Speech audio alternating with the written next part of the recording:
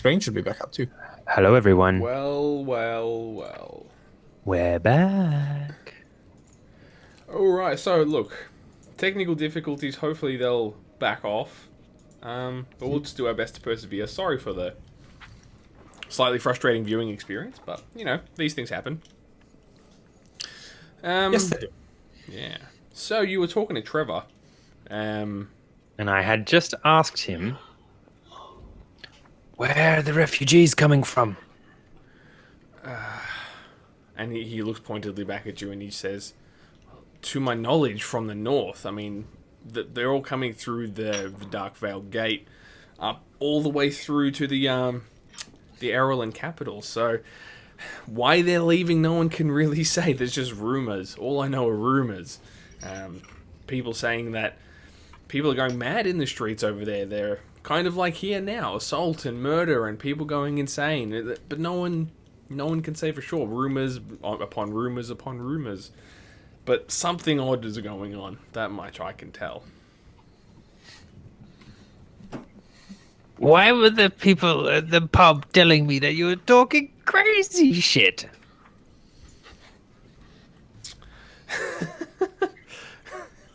God damn it. I'm laughing at Steve now. Okay. Well, you know, my tongue has a habit of getting away from me every once in a while. Things are just a bit strange. They just seem off. All these people coming through, people traveling further south with everything that they own. I mean, it's not just happenstance. Let me get a name here. Louisa was even in the other day, and she was saying that. And he kind of trails off on that sentence before he finishes it. Louisa? Yeah. Louisa? Louisa, yeah. He's reluctant to say what she said. Like the idea was that there's a rumor that he's heard. I'll repeat the sentence, and now I've lost my place. And Louisa, the other day, she said that she saw, and he trails off on that sentence, really reluctant to continue that on, and sort of looks down and is just maybe spinning a fork on the table or busying himself. So I'm kind of trying to lean towards maybe making a roll here, so we can at least get a roll out of the way. If someone has persuasion, for example, they could try and nudge Trevor into revealing what he's actually heard. I've got streetwise. Streetwise, maybe not. I mean, it's not. He's not going to be too hard to persuade. If anyone even I've got persuasion. Yeah. So Joe kind of slowly and begrudgingly moves away from the wall, lights up a cigarillo as he walks over, and says, "Spit it out, Trevor." Nice. That's his persuade. Cool. So, just to introduce some of the mechanics, so if you just go to your character sheet, Joe, all you should need to do is press the roll macro next to the persuade skill. Yep, and hit submit. Was there a prompt for a +2, like a modifier? No. Okay, yeah, just roll it flat then. From a production point of view, should we go to the dice screen? You should have switched Definitely. to the dice screen, yeah. Yes.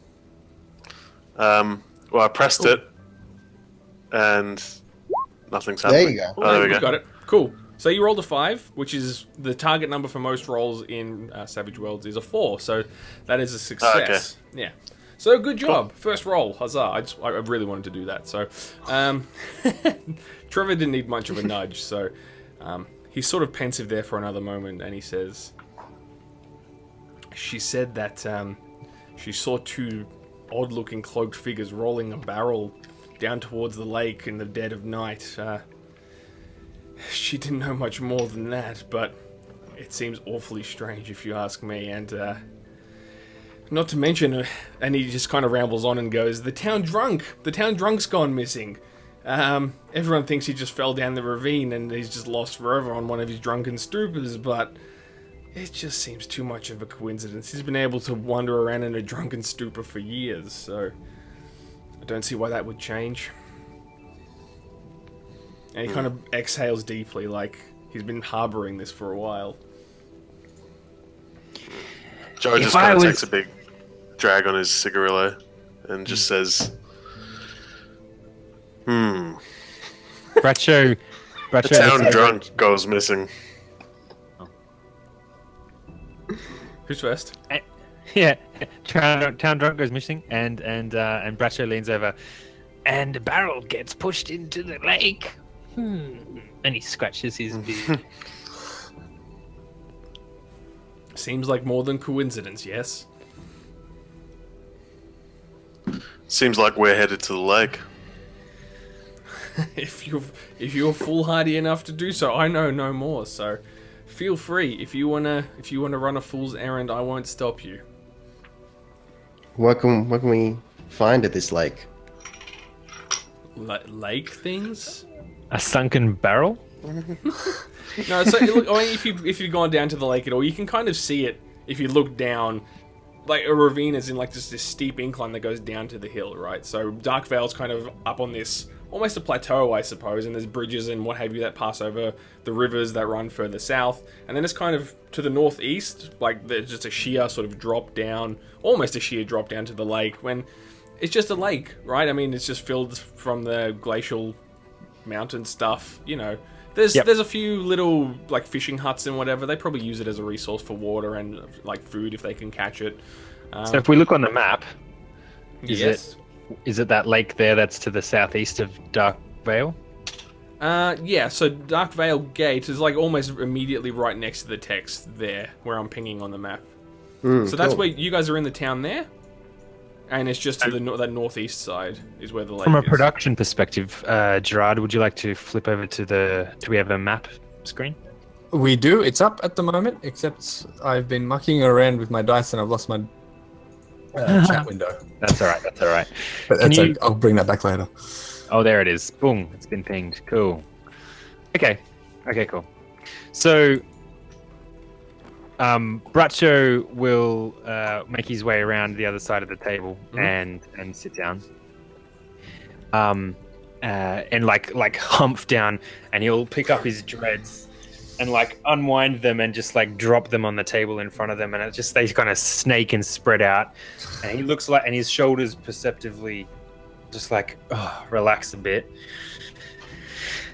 And he leans forward on his forearms onto the table, and it says, "So it sounds like we've got a missing drunk, some mysterious shadowy folk pushing barrels into lakes.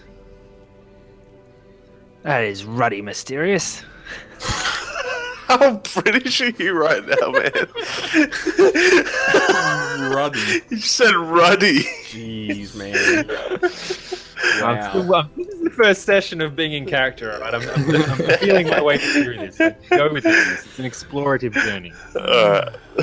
I was promised doom on this little field trip. And so far, to reiterate, to sum up, to recap, to summarize, if you will, we've got a town drunk that's gone missing. And someone pushing barrels into a lake. Jebediah, chill. This is just the very beginning of the doom. There must be a reason why someone's been pushing barrels into lakes. That seems. I'm just trying to go with what Klug has provided here. Just seems like maybe he knew too much and someone needed to get rid of him. But I'm no investigator. That could be quite possible. There's so many shadowy figures that have been around. Someone's playing a foul. I can assure you of that. So, What can you tell us about these churches of the old gods that have been popping up recently? and he kind of shakes his head, and he's all weirded out. And he's like, I don't spend any time with those folk. They're most strange. I send them out of the shop if I can. They're unwelcome guests as far as I'm concerned. They're just them and their crazy religion. I don't believe in any of that stuff.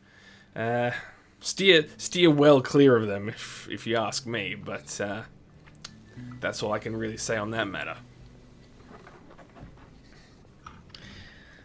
Okay, so I'm just going to go meta talk for a little bit here. Sure. If that's cool, bit of table talk. It sounds like with just in narrative terms, the party's gone in. They've heard Trevor was talking conspiracy stuff, and we haven't got any conspiracy knowledge out of him. We've got some local gossip about a town drunk going missing, and some shadowy figures, which the town is full of. Disposing of assumed drunkard in a barrel. So, question is, just to help us here, help us along here a little bit. Should we be pressing for more conspiracy knowledge? Yeah, perhaps, or either that, or maybe just retcon the conversation slightly. Maybe I just didn't portray Trevor's dialogue well enough. But I suppose what he's hinting at is that he doesn't think it's a coincidence that this dude just goes missing, and there's these weird dudes wheeling barrels around, right? So someone's sending people missing. I don't want to, like, I really, really don't want to, what's the word I'm looking for?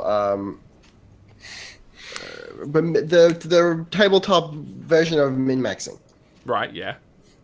I don't want to, like metagame? I don't want to metagame. I don't want to force into it. But if you like some sort of, I don't know, maybe some sort of perception roll or something, just to like maybe see if this guy knows more, and otherwise, let's head to the lake. Sure. I mean, if you just pressed, maybe if you did press him a little bit more, like, just gave him another nudge or asked another question, he might go full conspiracy mode. Just saying. All right, look. So, is he sort of like? Is he scared of what is potentially going on? Of like, you get the idea that he's a little afraid. Yeah. Most questions you've asked, he's kind of hesitated at first. Okay. So if I use my intimidation skill here, and maybe show him a little bit of raven summoning, you know how it goes. You might spook it out of him, yeah. Is this something I can get away with? I was considering just putting my gun in his face. We need to hit him with the arcane here, because if he's scared of some sort of conspiracy. No, you got a ready-made occultist on your side here. All right, so yeah, Joe kind of looks at Jebediah and like kind of moves his hand towards his gun and. Okay, sure. Backing away. So who's making the intimidation check here? I am. I've got intimidation as a skill. Sure. Yeah. All right. So do I do my explaining before or after I roll? Either way, it's fine. All right. So I'm gonna hobble on over to him real slow, with very much an air of I'm about to lay something down on you, but wait for it. Sure. All right. What was your name again? Trevor, sir. Oh, Trevor. Are you sure you haven't got anything else to tell us? And then a squawk. Are you sure? Or what? That's a parrot. But make it raven, and like out of my sleeve. Well, like fucking out of nowhere to scare him and like flap at him and freak him out. Right? That's what I'm intending to do here. Yep. And now I'm gonna roll. Go. Oh shit. It's just like flapping in his face. All right. Oh. So technically speaking, there would be you would roll against your opponent's spirit, but Trevor hasn't got a high enough spirit to actually beat that roll. So. So he just craps like himself. And yeah. So I Holy mean, shit. he was kind of not quite meeting your gaze at first, but then his eyes open to the size of saucers when he hears the squawk, and he knows something's going afoul. And he's kind of like, you're not one of them, are you? Oh yeah, he doesn't like a cult. If I could make my eyes glint at him, I would. But I'm just gonna stare him down. Okay, sure. It's like, okay, look. If you were asking my opinion about the old gods and people going missing, mind you, the town drunk is just one example. I wouldn't trust those chthonics as far as I could throw them if If I were to put two and two together, if I were a betting man, I'd say those old worshippers are doing more than just converting those to their cause. Looks like we're going to church, boys. So Bracho just like raises his hand up to Jeb, just to get him to chill again. Like nothing too in his face, but just back down a little, boy. Back down a little. All right. Then in response to that, I gotta hit you with a nevermore, and it disappears into smoke. Oh, that's your catchphrase for when your raven disappears. That'd be cool. All right. Bracho leans forward on his forearms again and says, Okay. Calm down, boys. And he laughs and his gappy teeth are visible again. And he looks over at Gerard and he says, it looks like you know the locale better than any of us do. Perhaps you will guide us to this lake for some investigation after we visit this Church of Chthonics, perhaps. What do you gentlemen suggest? What should be our first course of action? I say we skip the lake and kick in the front door of this old church. I like you, Joe. I like you. That's very direct, but are we sure we're prepared for a confrontation with people who are getting rid of people who know too much information? Perhaps we should gather more information.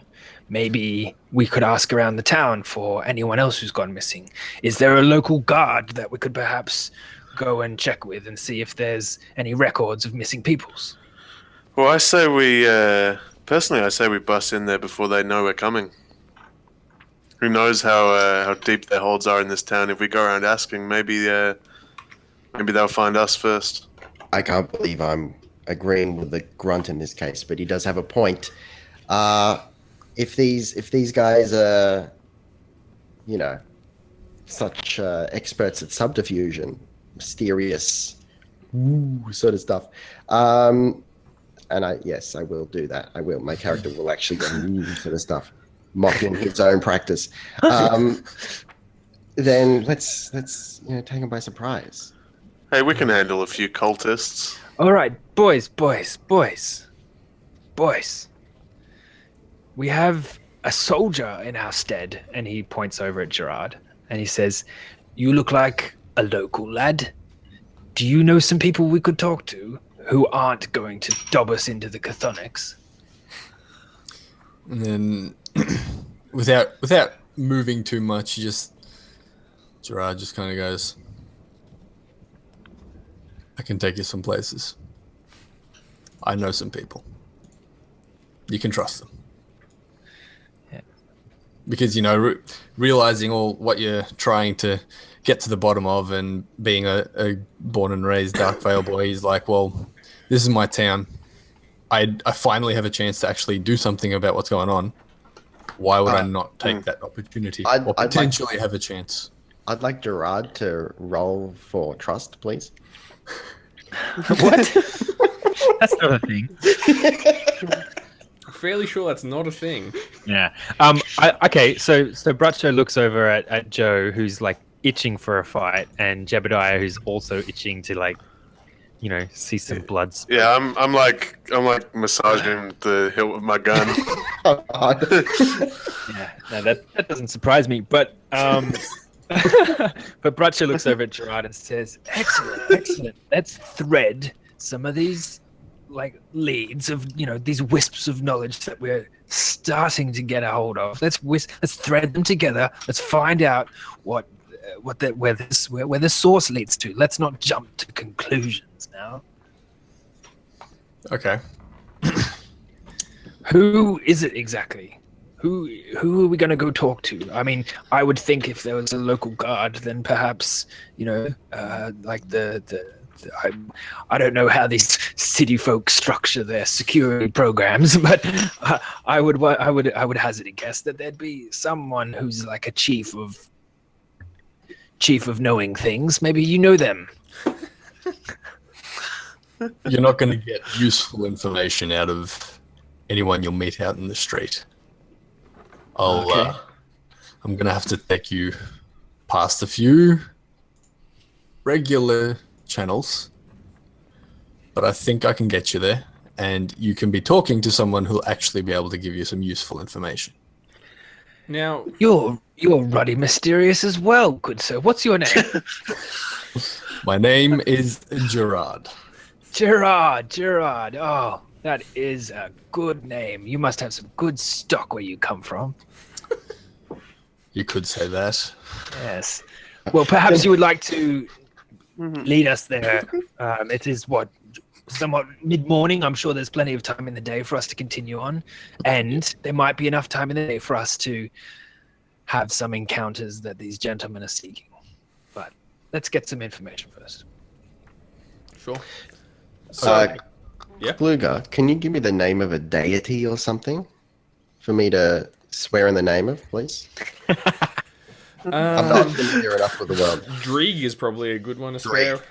Oh, baby. Oh, for the love of Dreeg! Sweet Dreeg's babies. Enough. Enough. I gotta tweet this. Sweet Dreeg's babies. Enough. How do you spell Dreeg? D-R-E-E-G. D-R-E-E-G. Oh, that's how I spelled it. Good. So, I get it. I get enough mystery in my work. Let's go talk to your contact already. So, Gerard. okay. are you specifically Okay. looking for a military contact or like a familial contact? Who are you going to... Sorry. Who I'm looking for? Yeah. Or who? Yeah. Well, I'm essentially thinking military. Okay. A familial contact. Gerard tries to keep away from this sort of. It's not your mum, is it? That's just Ark's. Thanks, just Ark's suggestion in chat there. That was Your good. mum. Yeah. Okay, cool. No. How old is she? Because is she like Bracho's age? No one is Bracho's age from the sounds of things. Zing. Yes, totally. So, I mean, Gerard, you would know, I mean, being like, all military and stuff, you'd easily know, like, the very best of, like, the higher ups amongst the Yeah, guy exactly. in Yeah, Darkvale. having been one himself, Gerard would know a majority of the higher ups, and there is a certain aspect of Gerard which hasn't been let on to anyone yet that allows him to know everyone in the higher ups, basically. Oh, yeah. And look, so to that end, I mean, the kind of main dude, like the I suppose, head of the guard, the guy who runs the show is Vincent, I think it's Chambray? C-H-A-M-B-R-E. And he's one of the peacekeepers of Darkvale. So he's definitely high enough up to, like, maybe have something to tell you. But yeah, you would know him, and he'd willingly talk to you for sure, Gerard. Yep. And generally speaking, Gerard is very wary of people he doesn't know.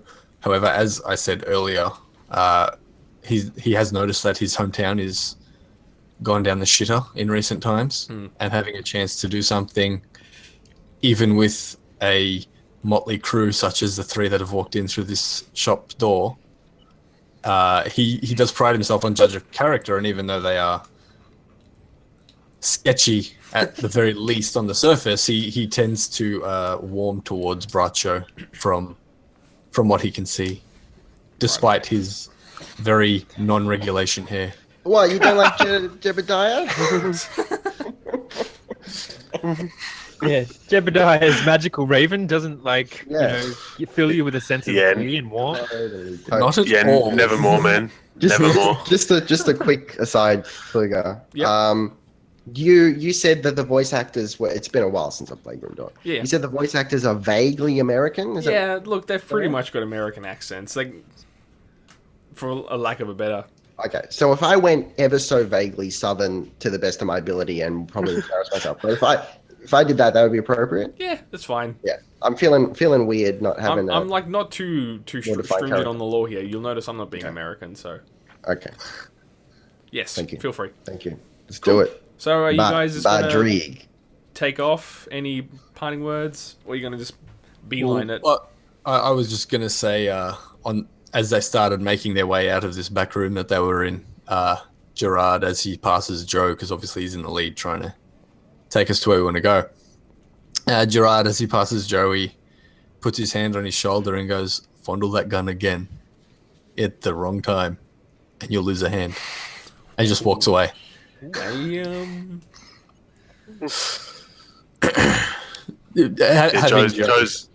Joe's made a mental note of this. Yeah. Dang. Fair enough. Yeah, he's very sketchy at the moment. Oh, of course. Even more sketchy than the guy who just summoned a raven out of thin air. You got Well, these- Joe's pretty much the dangerous one. Yeah, Out of- exactly. And being, as I said, from Darkvale, he recognizes Joe just in glance and always remembers that very strange and not. Oh, Joe would have killed entirely some military men. Yeah, Yeah, Joe would have killed quite a few military people as well over his life. Whereas Jad's just played with some corpses. All right. So, I mean, sensing the conversation's coming to an end, the shopkeeper facade, is lifted again, or lifted back up, I suppose. So Trevor, he corrects himself, hands on the table, okay, gentlemen, well, if that will be all for today, I mean, you're welcome to keep perusing the shop, but, I have to keep things running. So if you could, and gestures for your departure. If the rest of the crew has any of you guys got any more questions for Trevor? Because I'll have one more, and I would like to play it once everyone's just left the shop. Yeah, no, I'd like to. Joe walks. Sorry, go on. I'd like to ask him where the local cemetery is. He gives you the directions for the local cemetery. He doesn't. Thank you. I don't know, but Trevor certainly will. So That's fine. yeah, Good. he tells you where to go. Thank you. Just in case. You never know. Yeah, I'll tell you. Yeah, Joe just walks out and grabs his hat on the way out. Cool. So with the crew sort of waiting out the front, I guess Bradshaw just goes over to Trevor and says, Look, if any of these chthonics, you called them, come back into the shop, maybe don't kick them out straight away. Let's see what they're looking for. Why are they coming into the shop? Are they looking for a particular supply, or is it literally just for some bread and mead, or maybe they'll be talking about something and you'll hear something. But I'm interested in knowing more about these chthonics. So if you could keep an ear out, that would be just grand. Okay. Can you just roll a quick... "Says the indigenous tribal shaman." Far out. Just roll... Just grand. Just grand. Can you just... The posh tribal shaman. Trevor meets your gaze and just kind of gulps heavily and nervously. Just make a quick persuade roll for me, because he's very nervous about that idea. I'm streetwise. I'm not persuasion. You can Friendly. you can roll it unskilled. It's okay. Oh, really? Okay. Yeah, it's just the degree to which Trevor's going to acquiesce to your request. Fuck, it's gonna be nothing. Steve, this is your cue to swap to the rolling dice page. way ahead of you, bro. I've got a request for an input value modifier. Just roll at 0. Oh Okay. yeah, Cool. nailed So, it. technically a fail, but only just partially. So, cool. So he nods slowly and says, "I will do my best." And he turns and picks up his dreads and he's wrapped them over his shoulders again, and he wanders out of the shop Cool. to meet with the others in the street. Cool. Note made. Trevor letting Chthonics into the shop now. That's bound to go well. Rightio. So, what's next on the agenda, gentlemen? I think we're heading to Gerard's contact. Yes. Now, yeah, go on. Oh, go on. No, go on. I was going to say he's probably just doing office stuff right now. He's like he's one of the head honchos, and with it being so busy, like he's probably trying to spend time on the streets, but there's probably a shitload of paperwork to do as well. So that'd be a good place to start, I would imagine. Yep. Sounds like a good idea. Yep. Okay, so we're walking there, correct? Mhm. Very slowly. Very slowly. So, okay, this might be a good time to get some character exposition happening here because we're walking. Old man shuffle here. Jebediah, how do you walk? Right, so you've got a peg leg, is that correct? That's right. Yeah, that's right. And I notice, Bracho notices that Gerard has a limp. Correct? Yes, he does on his left leg. I've just decided. Okay, so Gerard, so Bracho is like sidles up next to Gerard, and has his arms sort of like like folded neatly in front of him, and says to him, "Good sir, what?" Stop being a posh old British guy. He says, "Why do you have a limp? What? Are you injured? Can I help you?" Bastard bandit armies. No, nothing that any of our medics can do can get rid of this limp. It seems to be a permanent one now. Bastards got me, and I wasn't quite expecting it. And are you employed? Do you have a job? What? How, you have free time? It's the middle of the day. I mean, these gentlemen clearly can't get employed by any local traders or anything. But you seem to be of strong health and etc. Yes. Having recently left the army, I am still trying to wade myself back through normal life. Having been in the army since I was roughly 15, almost 20 years ago now, I haven't quite acclimatized to what most people would call a normal life. Interesting. Yes, and the reason I was in there with Trevor is, as you would have heard, and as I heard you mention to him, that you've heard some rumblings about his recent being, and he's an old friend of mine since just before my army days, in fact. And I'm a little worried about him, to put it simply. So I've been in there the last week or so, trying to help out where I can, but... Do you think that he has too much information? Is someone after him? I don't think so. Not yet. That beard stroke. But it depends on how he goes with that chthonic suggestion that you tried to not let me hear. Oh shit! Damn. Yeah, he's just letting them come through, man. Chill out. I know. It's not him that I'm worried about. Okay, so I just wanted to, I guess, spend a little bit of time having a gas bag with Gerard on the way over to this office. Yep. I'll have you know, old timer, that I am a self-employed entrepreneur. I don't know if I'm going to be able to handle that accent for the whole thing. I'm fucking keeping it. Deal with that. It might, just word of warning, it's probably get Australia into foghorn leghorn territory at some point.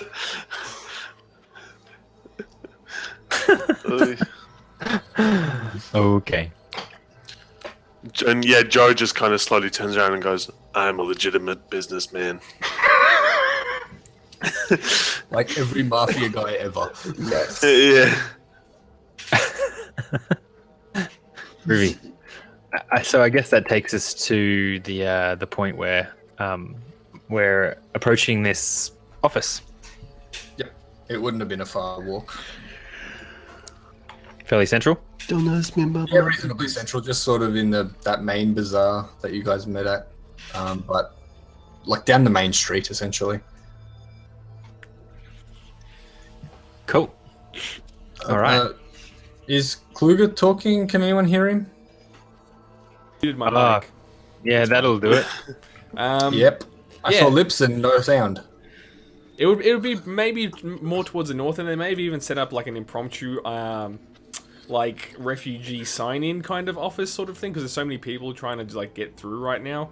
So you'd probably find the peacekeeper like somewhere there, either sort of at a guard's post or getting through some paperwork or whatever have you. So that's probably where you'd end up.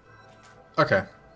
Well, I would imagine that Gerard would go up to the first basically pleb guard that he saw and be instantly recognized. So he just sort of whisper in his ear, "Where is he?" And then he'd just sort of be pointed in the right direction, because this pleb is flustered, to say the least. Yeah, totally. But he still respects Gerard, having known his exploits, so he doesn't ignore him completely, just respectfully points him in the right direction and goes upon his business. Yeah, they'll certainly give you the time of day. They recognize your what's the word I'm looking for? Your validity, your importance, I suppose, amongst army goings on. So yeah, they point you, like I said, towards the northwest kind of side of town, and you'll find the peacekeeper there. He's probably like just patrolling somewhere just outside the office as of right now, just lending a hand, watching the refugees go past. He's pretty well to do. If I remember rightly, he actually has some proper armor and stuff. You know, it'll have various patterns and whatever emblazoned on it. It's quite nice armor. He's quite proud of it, right? So he's standing up quite straight, hands behind his back, crossbow latched onto somewhere, and he's kind of just watching as these poor, slow people, like these downtrodden individuals, just kind of clambering their way into Darkvale, in sort of just like a slow trickle through the gate. So, and yeah, if you're leading the party there, Gerard, he'll probably see you and acknowledge your approach, but won't really leave the spot where he's at right now, and kind of just like gesture you to come over. Yep. So I suppose we'd, as a group, battle our way through what I imagine is sort of a throng of people. Yeah, I mean, fairly thick row of people. Yeah, I mean, there's not like literally hundreds of refugees at once. They're kind of slowly dabbling through, but day-to-day life is still happening. So there's altogether a decent throng for sure. Yeah, so you can kind of mosey your way over there and have a good old chat with the peacekeeper if you so wish. Okay, I do so wish. Yeah. In fact. So once you're within earshot, he it doesn't really change his pose as such, but he says, Gerard, good to see you. How can I help? Well, I feel Gerard would go, Vincent. It's been longer than usual. Has good, sir. I've been a little busy as of late, as you can possibly imagine. Yes, I can see if Peacekeeper Vincent Chamber is down at the refugee gate. Something's going on. So just quickly, whenever there's any like figure of law or anything around, Joe is always like at the back of the group, like kind of leaning off a bit, trying to be hidden in plain sight. As is probably wise. Yeah. Doing his best to lean up against a wall. I'm leaning up against the wall. Getting confused and fall through it. All right. No. So, can you just hop to the roll screen real quick, Steve? Sure thing. Which I'm on the wrong page myself. Oh wait, that's This why. guy. Hang on. Thinks his GM. Got it. Here we go.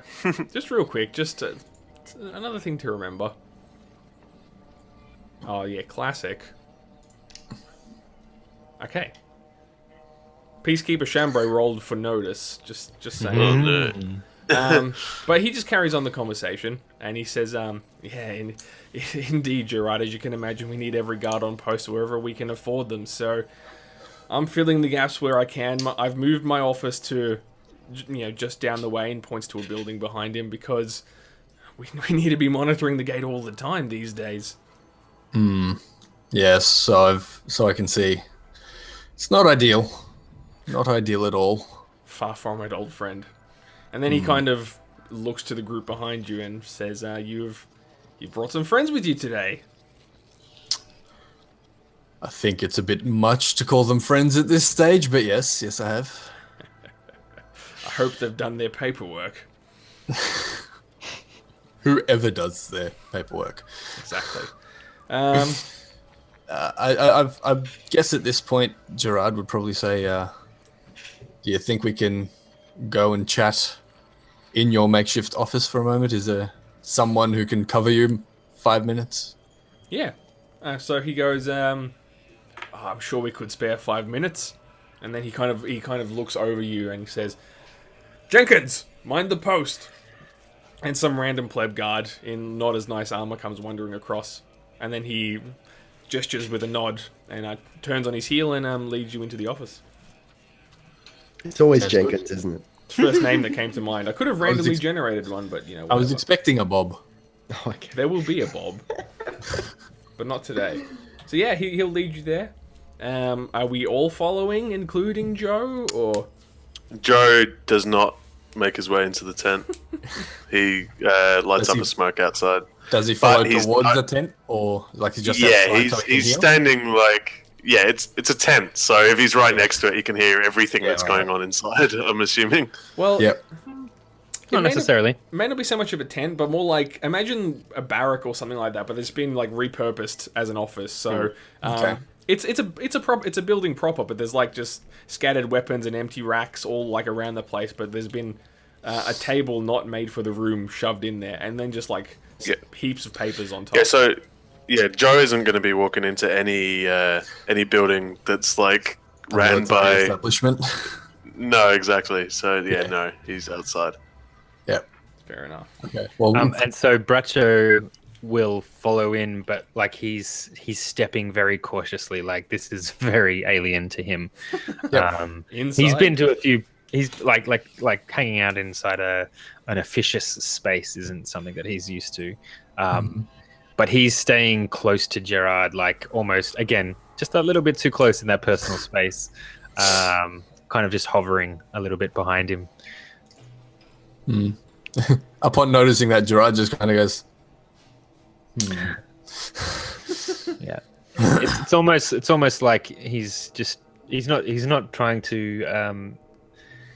He's trying to be close enough to you to like appear like we're well connected friends. Yep. Yeah. Solid. So yeah, if nothing else is said, I mean, as you're walking back, he may ask for Bracho's and Jebediah's names as well. You know.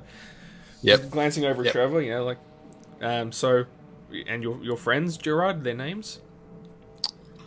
well, the one with the giant mess of dreadlocks, I believe, is Bracho. Pleasure to meet you, sir.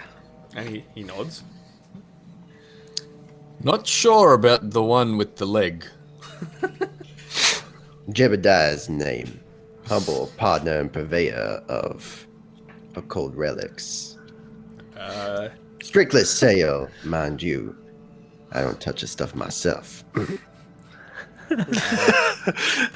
Pleasure is mine, Jebediah. I'll extend my hand to shake his hand, Yeah. and there's like a feather comes out of my sleeve. Yeah, feel like he's the consummate upon- professional, so he like as he's walking gives you the handshake and doesn't break stride. Yep, but I feel like upon that very short encounter, Gerard and Vincent would just exchange a look like, You get the just the slightest of like eye. yeah, just the slightest, eye shade, what yeah. was that? So yeah, he leads you in, and like you enter the room I described before, and he takes his place on the other side of the. It's a real basic, just wooden table, you know, with quill and ink, and yeah, like I said, just paperwork all over the place because they've been doing their best to try and process the refugees as they come through to the best of that they can. And it's probably like a crime ledger as well. That's like 10 foot tall, right? There's just papers all over the shop, and they're doing their best to manage. Yeah. There's probably things for you guys to sit on. And he just sort of sits down and seems to just relax into the chair a little bit. He probably lights a pipe himself and he says, "So how can I help you today, Gerard?" Here for some information, Vincent. I'm a little bit out of the loop these last couple of months. but I have been noticing some things, and I've just been with Trevor, and perhaps Bracho can fill in a few more details because I was a little distracted in that room. But essentially, we noticed some people missing, shall we say, and some very shady characters.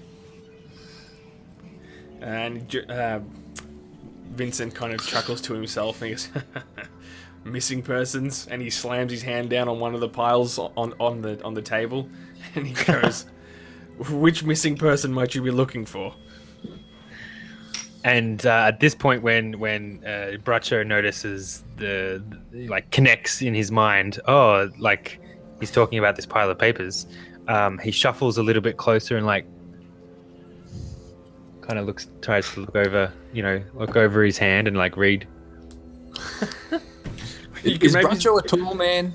No, Bracho's really short. Yeah, okay. Oh, he's not really short, but he's not. Because I'm imagining this stack of papers on a table that's taller than him, so you just the literally... stack of papers comes up to here and he's all just like... Yeah, exactly. That's pretty much what I'm picturing. That's good, I like it. I'll run with that. Cool.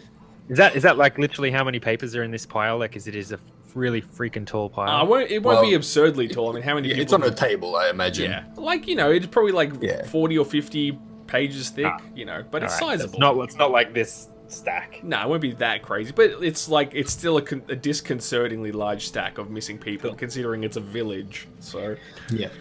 So Bracho, as he's looking over he says, "You mean there's more than one?" Yes, indeed. Do you have information on any of them by any chance? We'd love the extra hands. He says, the only information that we know is that probably less than what you know, seeing as though you're top dog around here. But something to do with the Chthonics, perhaps? Have they been getting up to mischief? Has your men needed to follow up with them on any particular matters relating to this? And he has a little bit of a somber look on his face, and he kind of goes, "Yeah, they're an odd bunch, aren't they? But I mean, there's only so much we can do, religious freedom and all that nonsense. But there have been complaints. There have been some complaints from the villagers, but nothing really. Now I've forgotten the word. Concrete. I suppose, yeah. Nothing concrete in terms of what you would call Conclusive. legal, conclusive evidence against the church. But we have certainly heard rumblings from the villagers. They're not too pleased of their presence. Got a flashing bar on my thing. It's really annoying. Tell me, what's the word around town? What do they do with their time? You would have passed them in the town square. They like to preach and convert as you will. They have set up one of the abandoned homes in the village has, I suppose, been converted, for lack of a better term, into their makeshift church. So they just spend most of their time between these two locations. And look, a lot of people seem receptive to the idea of a god in lieu of any other help these days with the world gone mad and all that sort of thing. What exactly do they believe? I wish I could tell you, my friend. They follow the Church of the Old God, Chthon. A very, very old god. Our papers on such religion is quite sparse, but it's a new church and a very old god. So Bracho scratches his chin. He's going to try and recall any extra knowledge he knows about about Chthon. Yep. He is an old geezer with he's got knowledge of Cairn. Yep. Is that a good enough skill to try and recall his, where Chthon might have had its origins? Knowledge Or the Church of Chthon? Yeah, look, I think so. I mean, these old gods at one point or another were major parts of Cairn's sort of history. So yeah, you could roll that and see what else you know. rolled far out 14. Holy Christ! So 14 on a 4. So So 4 is the target number, and Yeah. I rolled a 14. yes. Which means you aced the roll, I think, or you've raised on the roll in their turn. Yeah, tell me. It's Tell a- me, how does this work? This is a Savage Worlds mechanic. Well, Check time. there's not much else to it. Like a raise in Savage Worlds is kind of like a crit in any other game. You know, the more you raise on a roll, the better your roll has done. So it's not just a basic success. A raise is when you have more than four or more points over the target number, and those you can have multiple raises. So I've raised what, like twice. Yes, and you've done that because Savage Worlds employs the exploding dice mechanic. So if the wild cards, our heroes, roll max on a dice, that die rolls again, and the numbers add up until you fail to roll max on that die. So you rolled, 8 and then 6 on your D8 by the looks of it. So that's how you got that 14. Okay, and so an raise gives me extra information. Is that all it is? It's like how many times I raise determines how many extra layers of quality there are to that success. Yeah, that's how the rules are kind of vague on it, but that's sort of how I interpret it. So, geez, how much could you possibly know? Well, like I said, Sounds like everything. It sounds like he's just having an epiphany. Fucking senile old Bracho. well, you definitely would have found out enough to like be suspicious of these guys for sure. Like I said, they were really, really, really old. Chthons are really old, or like ancient. Okay. Let me tell you. I mean, maybe this might be a point of metagaming for the other guys that need to take their headphones off, or I don't know, Or just maybe not just metagaming. putting it out there. Or just not Or- metagaming. well, there's the temptations there. I'll pick up on it, but maybe I can give you some But information. look, my question would be, like, there's obviously a hint here at this whole thing. It's like an old god, and it's a new church. Yeah. So, the elderly Bracho would be trying to think back when the last time he knew of the Chthon church being active. Yeah. So, look, there's probably 2 pieces of information that would occur to Bracho. And if you think this is... I'm a new GM, so if you think this isn't enough, let me know. But, 1, Bracho, in his travels, probably never thought the Church of Chthon ever died. Like, this new religion in Darkvale is probably just that, a new religion to Darkvale. But there's something in the back of your mind telling you that you've heard about Chthon from random crazies or worshippers or whatever since you've been traveling. So maybe Yes, Jeb? Would knowledge arcana be an appropriate knowledge for me to get something out of this, or do I need like something specifically to theology? Maybe. What kind of information would you specifically be looking for? I don't know. TBH, I feel are slightly lost because we've got not because of you. It's not your fault, just to be clear. But because it's a set world that does have set lore, as opposed to what I'm used to. Spot. Yeah, with stars with that number. Yeah. I'm just feeling a little bit like maybe I should have read up. I should have done some homework. Well, I will say, feel free to wing it a little bit, because a lot of this I'm inventing too. So if you have ideas, like, feel free to throw them out there, and like I'll just put an embargo in if it's too out there. Old mate Jester Ark in chat has called out perhaps the double raise is related to one of Bracho's visions that he's had, or maybe at this comment he is induced into another vision or something like that.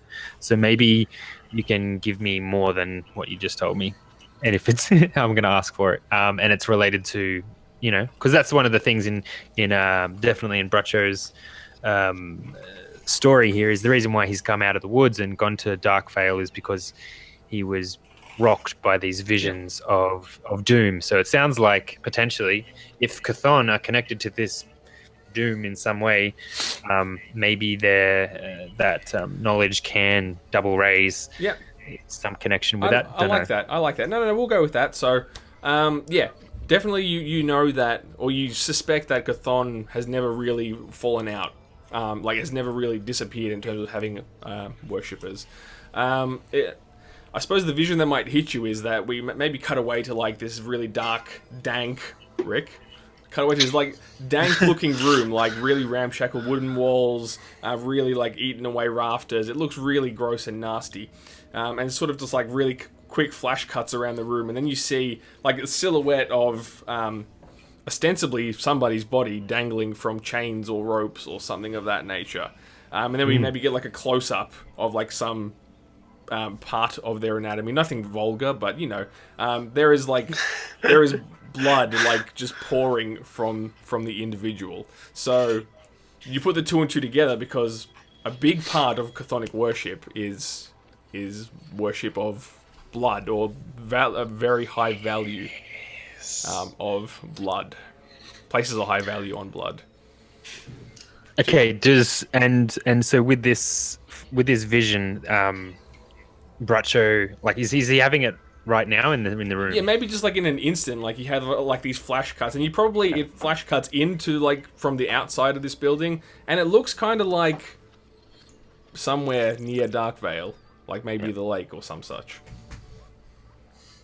Okay, so he's would have seen that. He looks like it's a building he recognizes from him walking around and doing all of his shamanistic travels and wanderings between villages and you know, on the outskirts of villages and stuff like exactly, that. So, yeah. And there's So the vision rocks Bracho to the point that he stumbles back and catches Gerard's like crook of his elbow to keep himself upright, and he's like rocks back. And he's like, okay. He goes, excuse me, have you got a chair and a glass of water? And he kind of looks slightly panicked all of a sudden, and yes, definitely has both of those things for you. He scurries off and pours a quick drink from maybe some just little setup he's got behind him. Right. And so as Bracho sits down on the chair and has nails the cup of drink, the glass of drink, smashes it down, he reaches into his shawl and pulls out an aged stub of some sort of native shaman cigarette and just like lights it up and just like this big cloud of smoke. And he just... And Vincent's kind of like nervously glancing around the room a little bit, and like he's kind of looking pointedly at you, Gerard, like, what freak show have you brought me? Yeah, and Gerard just kind of gives him a look and hang on, like this. This probably means something. Yeah.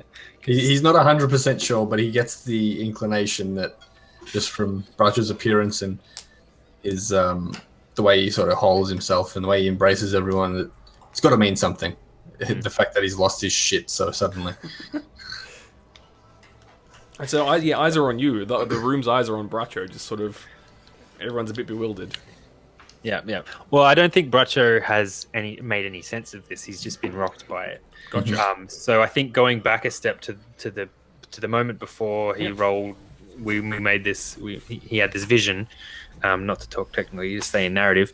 The moment before that was when Vincent was explaining what the Church of Chthon was to these other guys who might not know what the Church of Chthon was. And so there's been these visions and, oh, that's right. And so he's had a ping of a location near the lake. Yep. Mm-hmm. All right. So okay, cool. I just had to summarize that for my own position here. And Exactly. So Bracho has this big puff of smoke and stuff like this. And says to Vincent, he goes, has there been any linkages of these religious types to any dwellings near the lake? Is there any known activity that would have been alerted to you?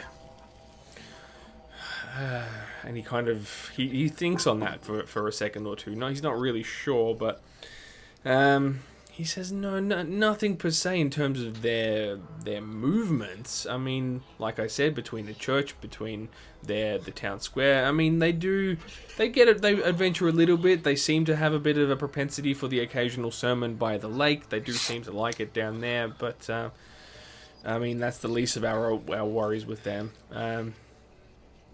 But yeah, nothing explicit in terms of their locales, if that's what you're asking. Okay. Gerard, what if we come across these Chthon? Do you have the authority to, if these Chthon are up to no good, do you still have authority to put a stop to this? If they know me, then yes. If they don't, we'll see. And the peacekeeper looks over to you and says, If you are aware of any suspicious activity, you most certainly have my authority to bring them to justice if need be. Specifically to Gerard, like he places his trust with him. Like we need all the help we can get, basically. So if you find shit out, just do what you need to do. Yep. Well, Gerard, having been in the shop, obviously isn't really ready to go out and face potentially crazy people. So he just sort of looks at Vincent and goes, "Got some spare gear?" Gee, maybe. Actually, are you like really, really pushing the point? No, because he realizes they're sort of stretched at the moment, so it's sort of he'll take whatever he can get if he can get anything. Right. Like Vincent, having known Gerard, he would know his preferences, but maybe could offer him something in lieu, or just an outright no. He's not really pushing. Yeah, I mean, unless you really hark on the point, he kind of looks around the room and he says, my old friend, we are stretched to capacity right now. The barracks all but cleaned out. If there is something specific you require, I can put word out. Perhaps the Smiths can put something together for you, but right now, our resources are thin. Understood. I'll grin and bear it for now. And he just nods. Glancing around the room. Yeah, sorry? Yeah, I'm just trying to think here if there's an opportunity, Jeb. Bracho beckons Jeb over.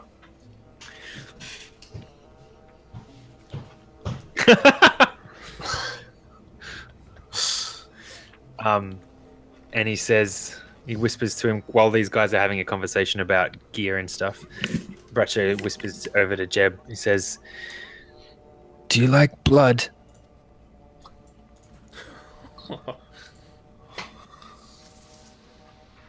I've got nothing against it.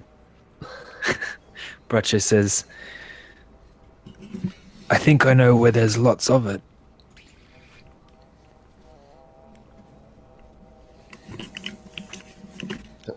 Yep. Why are you telling me this? You look like the sort of guy that knows what to do with a lot of blood. I shouldn't. Can I just like table talk for a moment? We should probably nail down like what my thing is, because I'm talking about corpses over here. Like, okay, because I feel like as much as I would love to get into necromancy, I understand it's probably not a good idea for reasons that I've talked to Kluger about before, involving Grimdog. But I'm like, help me out here. Basically, that's what I'm saying. Well, I don't know how serious Bracho's being. Like, are you kind of making a really like, what's the word? Like a I'm a bit tongue in cheek kind of joke. Okay. Yeah. Basically, what I'm saying, I don't need to know what Bracho is up to just yet. I'm happy for that to play out. I'm just saying, like, is he right? Can I do stuff with blood? Look, maybe if you're interested in the occult, you might be. There's kind of like for lack of a better term, like a light and a dark side to occultism. Okay. Well, like you can worship like the more like nature gods, like the Eldritch, which is a little more like kosher. Or you can go full like ancient god terror mode as well. So Yeah. Look, You wanted to have a Fucking- character, Jen. You wanted to Yeah. have a tentacle that come out of the ether and I did want slap that. people. Yeah, let's fucking drag it up. Let's do Yeah. it, baby. So look, you may be kind of into that kind of saucy grossness. Okay, all right, Bracho, let's do this. Talk to me about blood. Yeah. So Bracha goes. The scent of doom has struck me. I think we need to move fast. Lead the way, old man. Give us a hand, would you?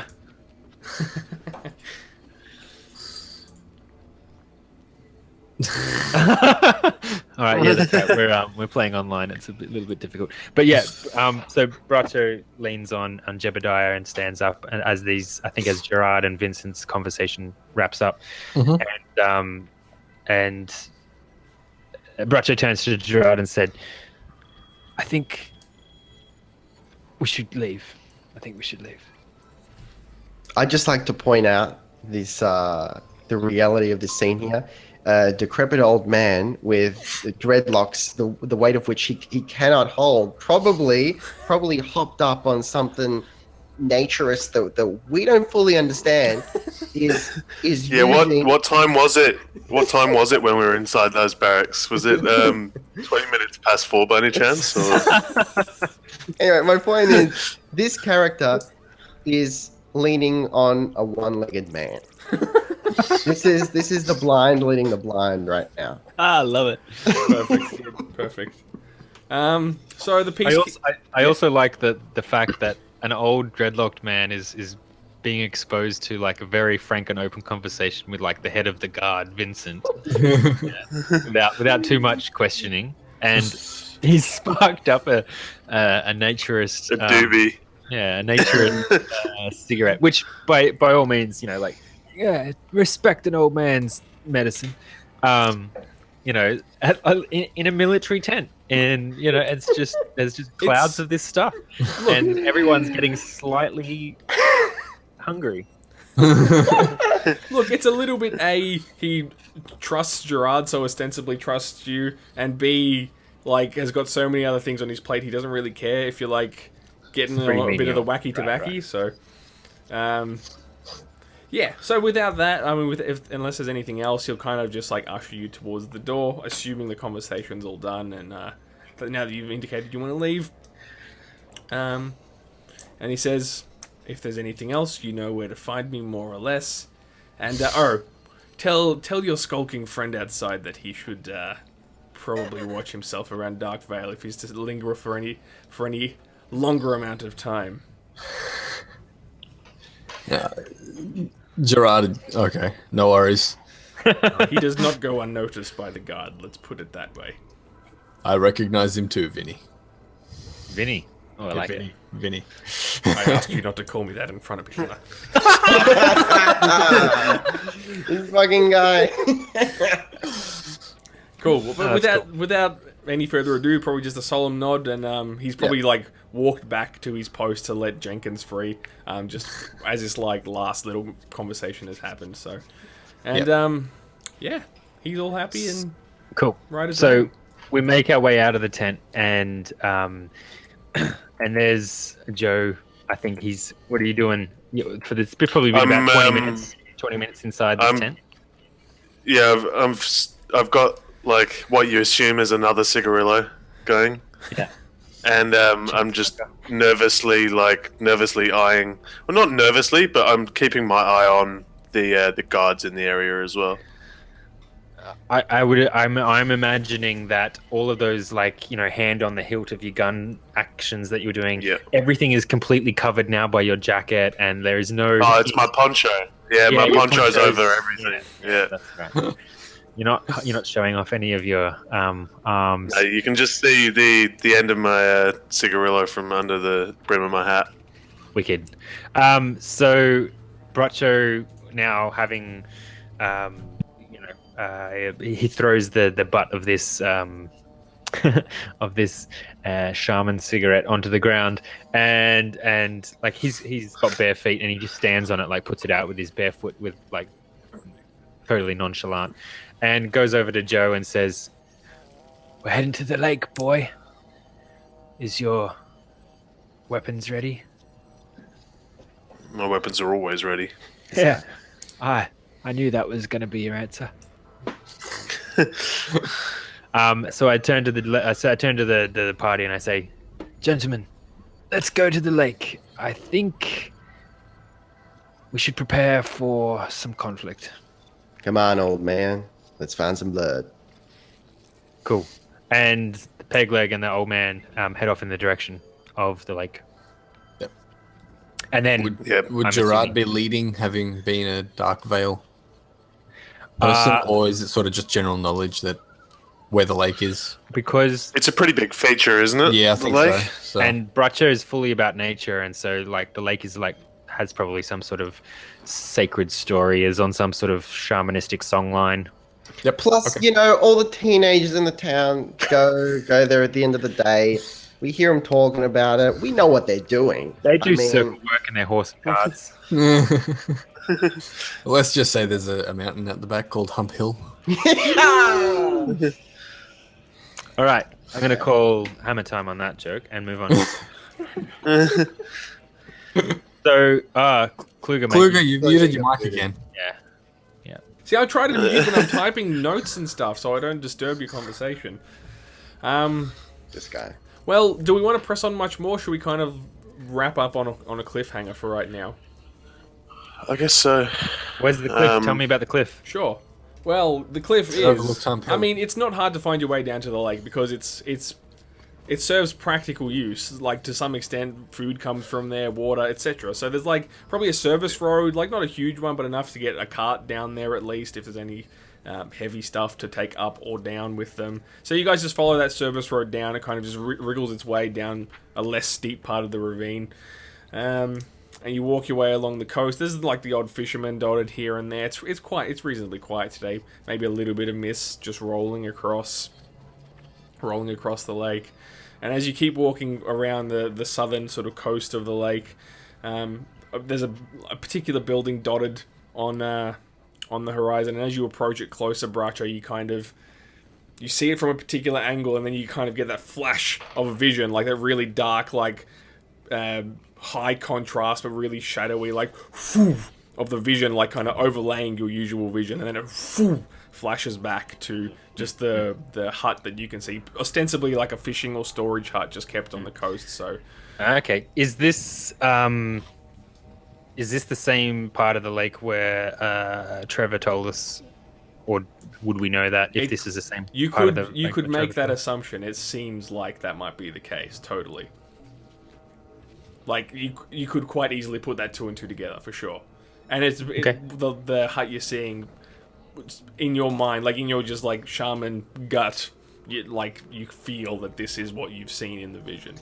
So basically, what we've done is a recreation of Stars Without Number, episode 1, whereby No. the GM was leading us towards a conclusion, and we as players, being the complete dumb knobs that we are, just completely ignored it and went the long way round. Kind of. Wait a sec. Tell me, what's the Stars Without Number reference? Like, We're so anyone good. who's watching the stream, you should know that we have on our we make content once a week. This week is Grim Dawn, Savage Worlds. The other week is our Sci-fi Stars Without Number campaign. I'm talking about when I'm we were in the room with fairly- the crystals, and we were like, it went to like the stink finger, and we were looking at all the places except the one that mattered. Asking all the wrong questions. We were like pushing the obelisk, like pulling it, like trying to hit it with things, like. Yeah. That's right. There's these big hooks in the roof. I'm gonna go over here and poke the wall. What's the wall doing? I scratch at the wall. Right. Okay. So yeah. But no, I don't think so. We built a bit of exposition. Okay. There were some exposition to be had. But yeah, so that's the kind of thing, and maybe you like kind of just stop in your tracks just for a sec as you realize this is probably where your doom visions have been leading you. And that would be remembering what we saw, and maybe there's a quick like last flash cut back to the inside of like what you saw in your vision, like a dude hanging from the rafters, and that will probably be a good place to end it. Great. Awesome. Fantastic. I still say we should have just burst into the cultist church, like just shooting cultists in the face, like left, right, and center. Just don't even like ask them any questions. Just go ahead and just shoot them all. That certainly would have made for some interesting times because, yeah, I won't give anything away, but Yeah, that sounds like going after the boss, but you haven't like grinded up the levels hard enough. you're just running to the end with like newbie gear. Yeah. Well, from what I understand, the shooting rolls are pretty easy to pull off in this, and I've got a D12 in shooting, so You know, we're just we're doing a speed run right now. It's fine. Apparently. Okay, so Awesome. yeah, I guess Good job. technical difficulties aside, that seemed to go okay. yeah. If anyone watching the stream outside of the five of us can give some sort of feedback on how the actual stream held up, that would be useful because this is my first time streaming on NBN. How many drop frames have you got? 149 dropped frames in the end. That's really good. Out of a bajillion.